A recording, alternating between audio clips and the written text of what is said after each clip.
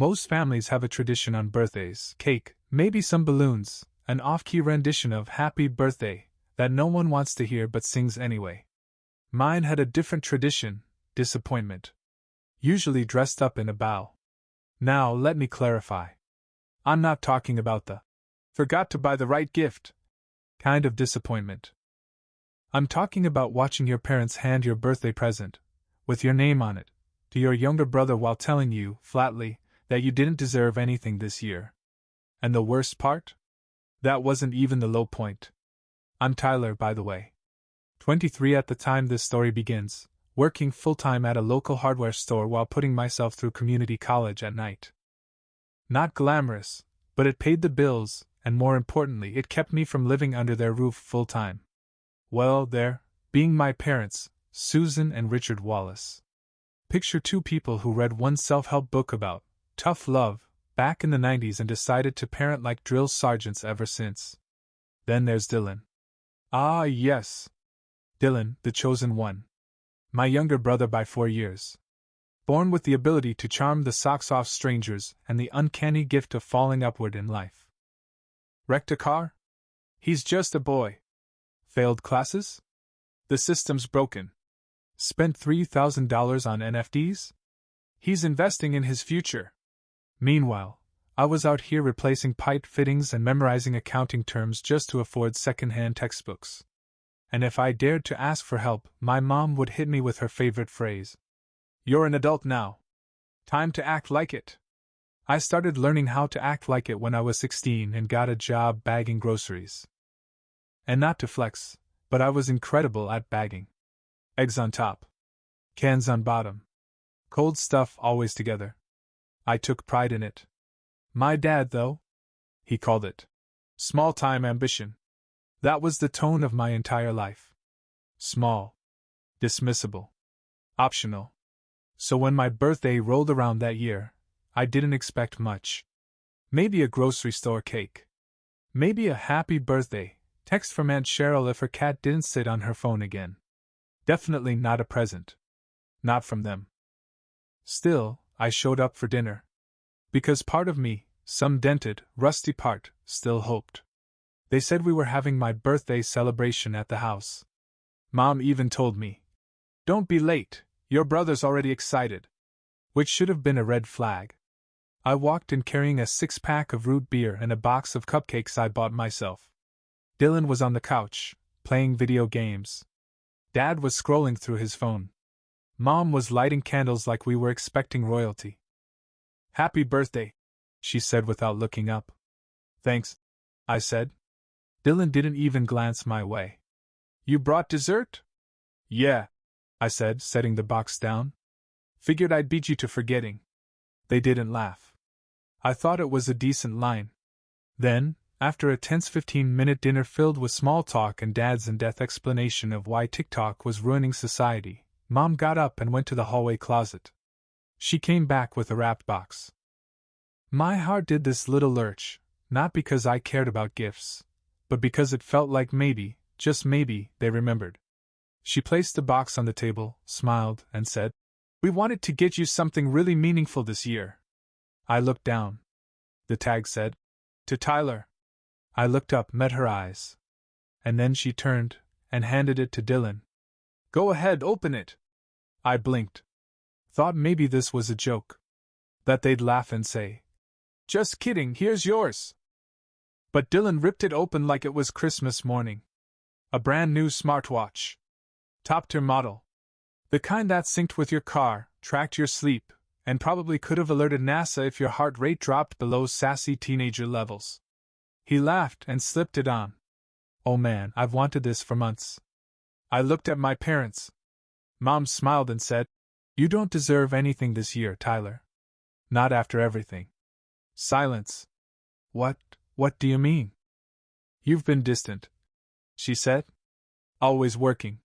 Never helping out. We don't even know what's going on in your life."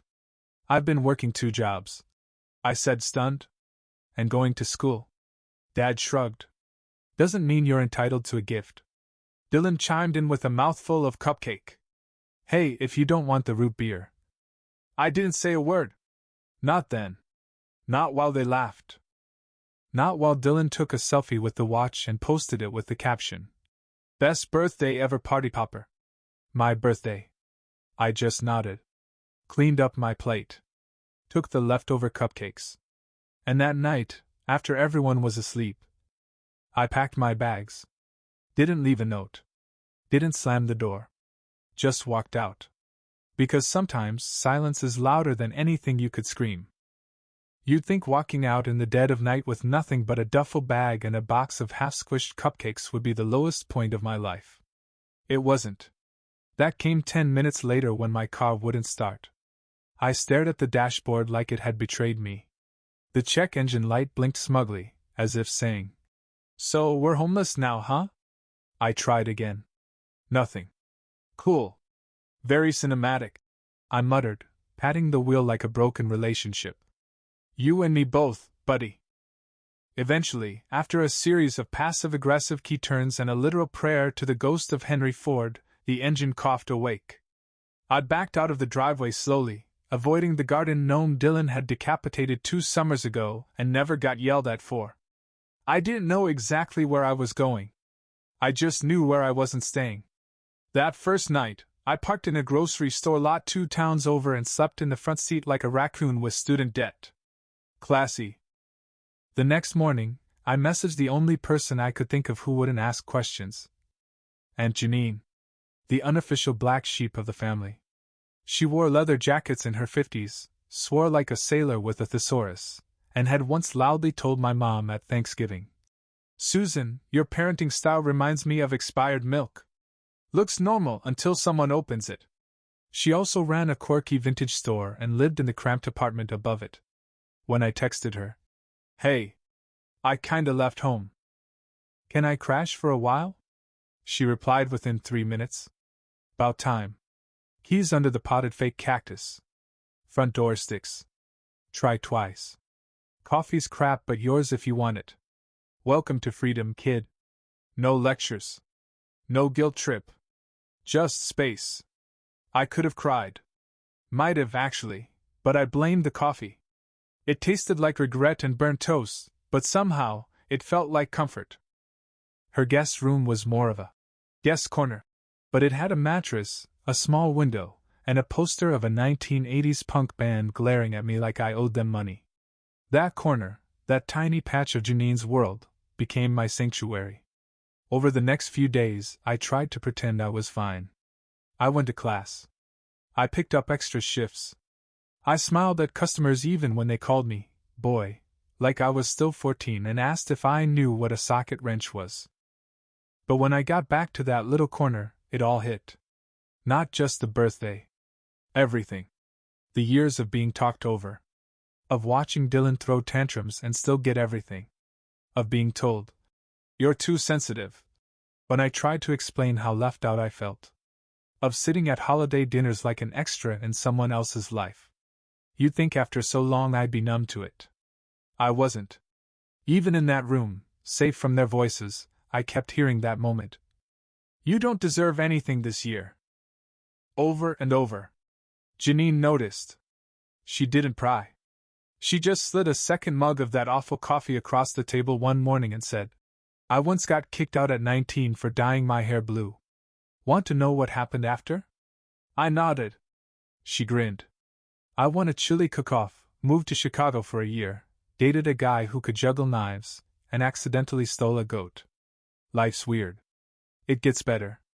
That was the first time I laughed since the birthday. And it hit me, hard, how much I needed that laugh. That week, I did something wild. I took a day off. I didn't call in sick. I didn't fake a dentist appointment. I just gave myself one full day to breathe. I went to a thrift store and bought a second-hand punching bag. Janine let me hang it in the hallway outside the guest corner. Every night, I'd throw jabs at it like it was wearing my dad's expression from that dinner. Not out of hate. Out of clearing. I wasn't trying to get revenge. Not yet. I was trying to remember who I was, underneath all the years of being told I didn't matter. Turns out, that version of me had a lot more to say than I thought. About 2 weeks after I moved in with Janine, something weird started happening. I started sleeping better. Not perfect sleep. I still had dreams about being stuck at that awful birthday dinner, forced to watch Dylan unwrap my presents while Dad gave a speech about earning things. But it wasn't constant. For once, the silence wasn't heavy. It was peaceful. And that silence helped me think. See, when you grow up feeling like background noise in your own house, you start doubting your volume. You wonder if maybe you really are too much. Too sensitive. Too dramatic. Too forgettable. But now, in Janine's cluttered apartment above a vintage store that smelled like incense and mothballs, I was starting to realize something. I was never too much. I was just too inconvenient for people who didn't want to listen. And realizing that? It was like unlocking a secret level in a video game. I started journaling, nothing fancy, just cheap spiral-bound notebooks filled with scattered thoughts, awkward poetry, and passive-aggressive letters to people I'd never send. One of them started, "Dear Dylan, remember when you threw my baseball trophy in the fireplace and laughed? Yeah, I do." Another one was just, "Dear Mom, I was never asking for everything. I was asking for something." Every time I wrote, I felt lighter. Then a shift. One night while I was helping Janine carry boxes from the store up to the apartment, she said, "You're good with this inventory stuff. Ever think about bookkeeping?" I shrugged. "Maybe. I'm okay with numbers." "Be more than okay," she said. "You're reliable. That's rare. Want some freelance work?" And just like that, I had a third job, but this one felt different. Janine paid me to organize her inventory sheets, catalog vintage pieces, and help her wrangle her online store listings. It wasn't glamorous, but I loved it. There was something healing about typing up descriptions like 1974 lava lamp. Green. Haunted? Unconfirmed. She let me create the blurbs. Said I had a weirdly charming voice. That felt like the first compliment I'd had in years that wasn't followed by a "but." I used the extra money to finally fix my car. Then I started saving. I also reconnected with a classmate from night school, Marcus, a guy who always had 2 pens, a caffeine addiction, and 0 social filters. We started studying together, grabbing late-night burgers after class, talking life. One night he asked, "So why'd you bail on your family?" I hesitated. Then I said, "They told me I didn't deserve anything, on my birthday." He just stared at me for a second. Then deadpan, "Dude, that's like the origin story of a Batman villain." I laughed so hard I nearly snorted milkshake through my nose. That was the night I realized something important. I wasn't trying to become some cold, bitter loner with a grudge and a punching bag addiction. I just wanted to stop carrying their voices in my head like they paid rent.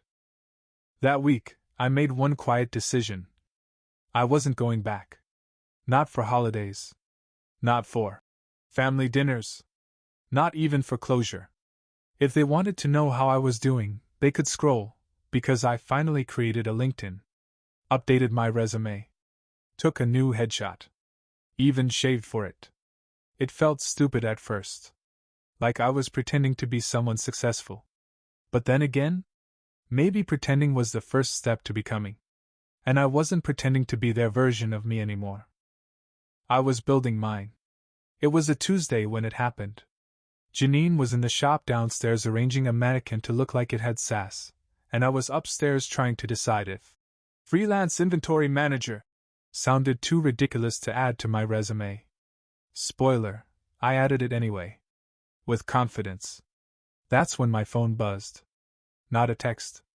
A notification from the old family group chat. The one I forgot I hadn't left. Birthday planning time! Party popper, party popper. It was from my mom. I stared at it for a second. For a moment, I actually thought maybe it was a late apology. Maybe they were planning my birthday a month late.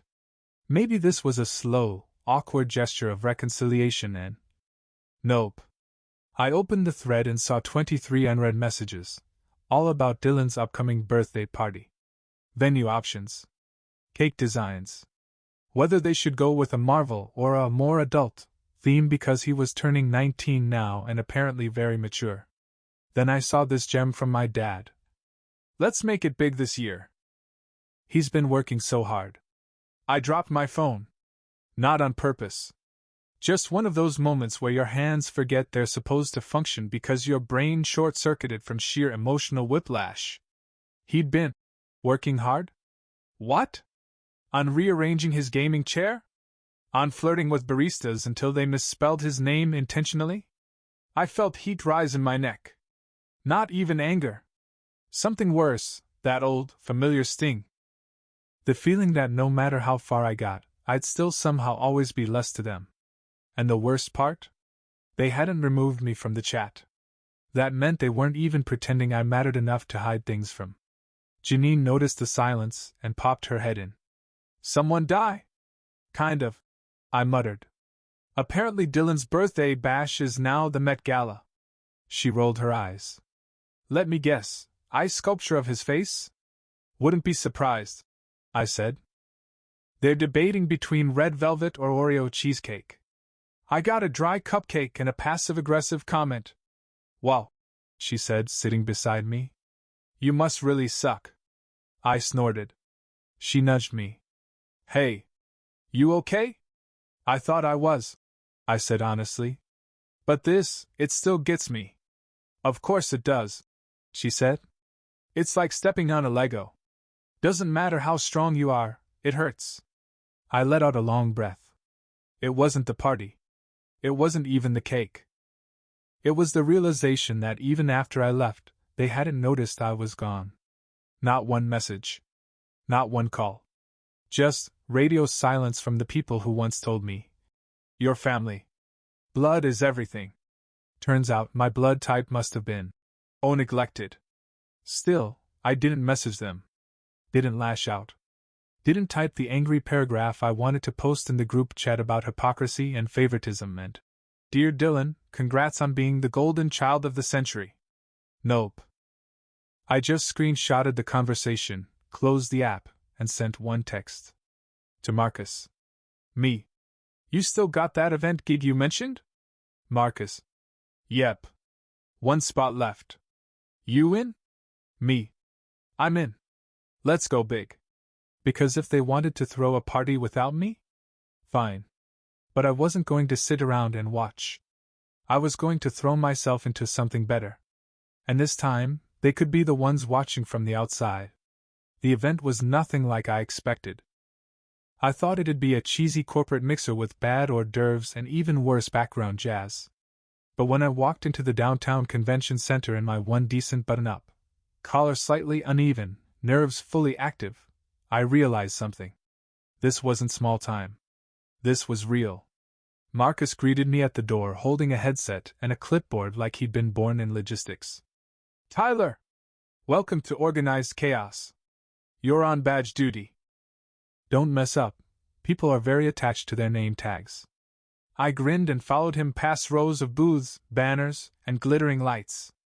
It was a tech/startup expo, the kind that gathered small business owners, early-stage developers, and way too confident people handing out QR codes like gospel.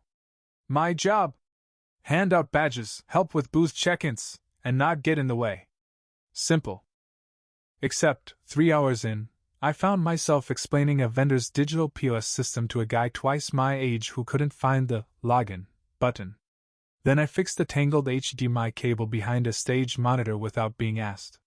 Then I helped an anxious speaker whose slides had gone missing, because her flash drive was inserted upside down. Yes, really. By the time we hit 5 p.m., one of the event managers pulled me aside. You with the production company? I shook my head. Just helping a friend. Well, you've been the most competent person I've spoken to all day. You looking for work? I blinked. Yeah? I mean, kind of? Good, she said, handing me a card. Call me. We do events all over the state. People like you? We need more of. I just stood there like an NPC who had no dialogue programmed after that moment. Someone needed me? Not to fix their Wi-Fi or clean up after a tantrum. Not to fill the silence, or drive the car or explain for the third time how taxes worked. They needed me because I was good. That feeling stuck with me the entire weekend. Marcus and I worked the event until Sunday night. When we finally sat down in the back hallway with lukewarm pizza and dead feet, he clinked his soda can to mine and said, "You're a natural." I laughed. "At what? Sweating through collared shirts?" "At showing up," he said. "At doing things right when no one else will. You're solid, man. Most people fake it. You don't have to." I didn't say anything for a second. Then I asked, "Think I could actually work in events?" He shrugged. "If you can handle badge printers and crying keynote speakers, you can handle anything." That night, when I got back to Janine's, I checked the group chat one more time. Still buzzing. Photos of Dylan trying on outfits. Mom writing, "So handsome," in all caps. Dad adding thumbs up emojis like he was being held hostage by his own phone. Still no mention of me. So I posted something of my own, not to them, but publicly. A simple post on LinkedIn. Worked my first major expo this weekend. Was supposed to be background support. Left with 3 connections, 1 job offer, and a little more belief in myself. Nothing bitter. No sarcasm. Just truth. I didn't tag anyone. But I knew my dad still had a LinkedIn. And I knew he'd see it. The next morning, the post had 117 likes. And one comment I'll never forget. "You've handled every problem like a pro. Let me know if you're ever looking to relocate. We'd be lucky to have you. Regional Events Director, Phoenix Chapter." For the first time in years, I didn't feel invisible. The first red flag should have been the client name, Wallace. But it's a common name, right? I mean, I've met at least 3 Wallaces at the hardware store. One of them tried to return a lawnmower he never used. That somehow had grass jammed in places grass should never be. So I didn't think anything of it when Carly called. "We've got a last-minute event," she said. "Private birthday party. Big deal. VIPs, influencers, drones flying overhead, the works." "What's the role?" "On-site logistics. You'll manage vendor setup, arrival schedules, and make sure the transitions between activities go smooth. Can you handle a guest list of 300? "I once survived a Wallace Thanksgiving," I said. "I can handle anything." She laughed. "Good. You're on." I didn't even ask for the client's first name. Why would I? I showed up at the venue 2 hours early, pressed shirt, freshly polished shoes, the whole deal. Janine had offered to iron my blazer, then threw in a pair of gold cufflinks she accidentally stole from a terrible first date in 2009. "Look sharp," she said. "Nobody messes with a man who matches his buttons." The venue itself was ridiculous. Chandeliers in the lawn tents, valet parking for the catering trucks, and a fondue fountain taller than my childhood self-esteem.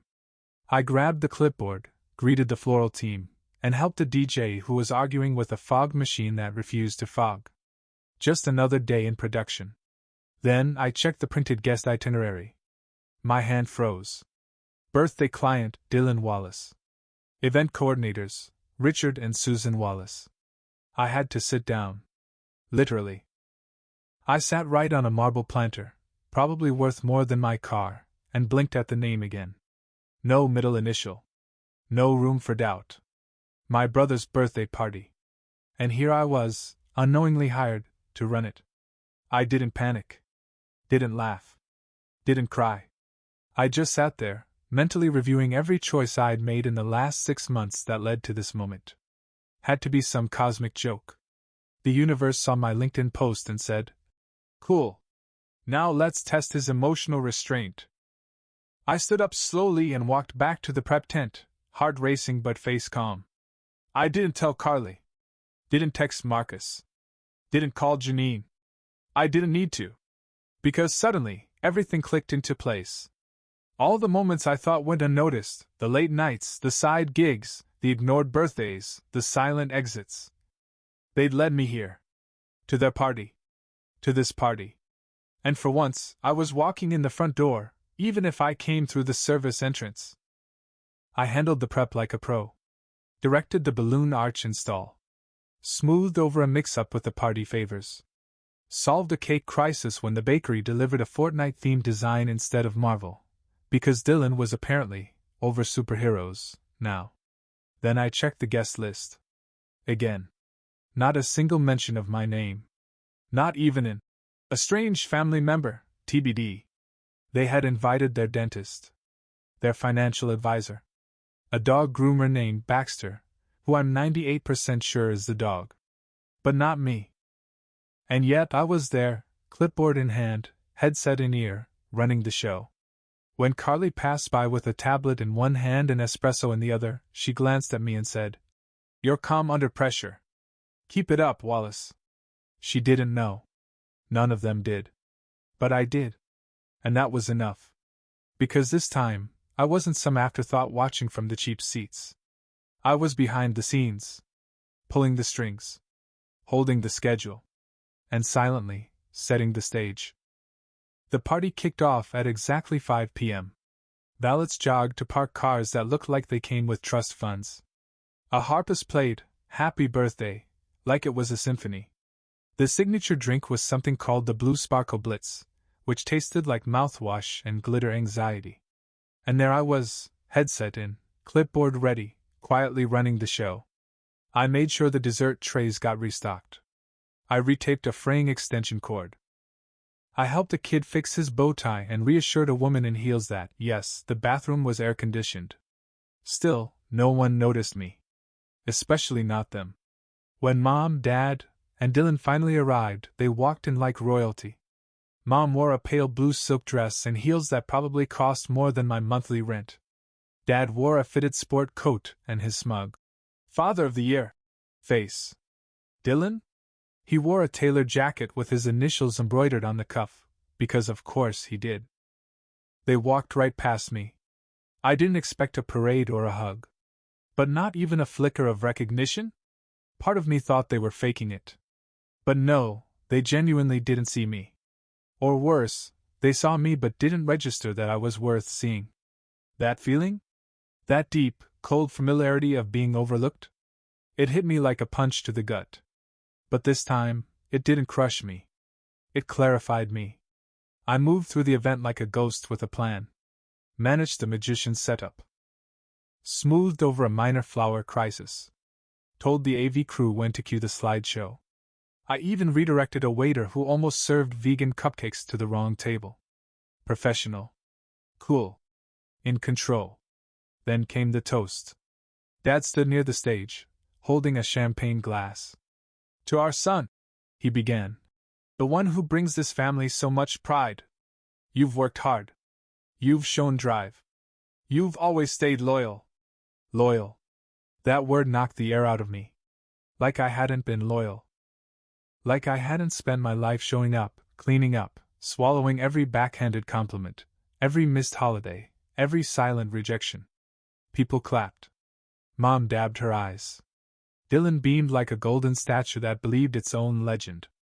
I didn't move.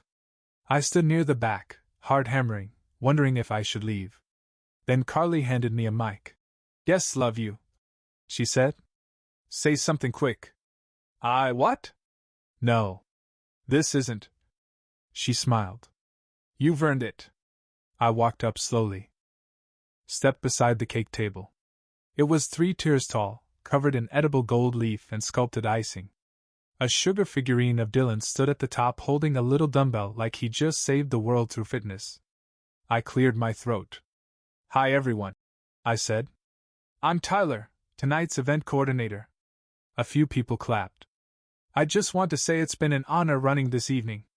We've had cake drama, light fixture battles, and some very passionate debates about balloon symmetry. But it's been worth it. You've all been a joy." I smiled at the crowd. And then I let my eyes scan the room. Until they landed on them. Mom's smile slowly faded. Dad tilted his head like I'd just spoken in code. Dylan blinked, and then his jaw dropped. There it was. The moment. Recognition didn't just hit them, it slammed them.